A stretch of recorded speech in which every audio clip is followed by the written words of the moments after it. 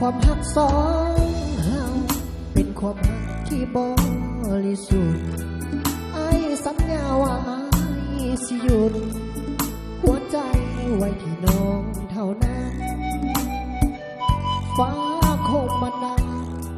ให้สองเฮาเกิดมาคู่กันสิขอหักน้องคนเดียวเท่านั้นจะบอกแบ่งปันหัวใจให้ไผมีอับไม่กันมีสมัยนั้นโทรมายอเสียงหวานน้องกระซิบบอกเฮ็ดให้อ้ายมีกำลังใจยังกับบ่ทีกับการได้ยินเสียงสมัยถึงมีสิทธิ์ปานใดมีกำลังใจขึ้นมาทันทีคือน้องเท่านั้นเฮ็ดให้อ้ายมีกำลังใจคิดเห็นหน้าเจ้ายามใดมีกำลังใจมีแห่งสู้งานทั้งตัวอยู่ไกลแต่หัวใจสองเฮาประสานขอเพียงใจเฮามีกัน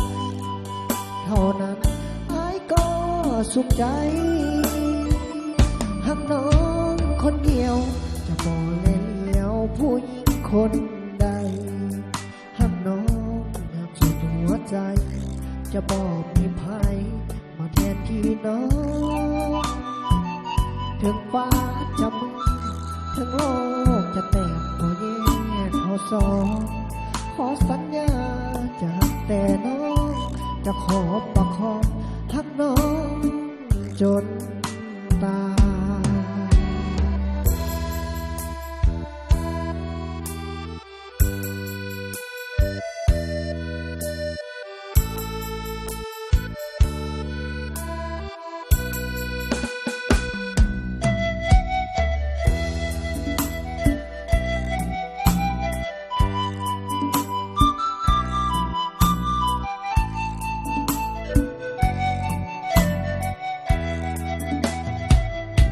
คือน้องเท่านั้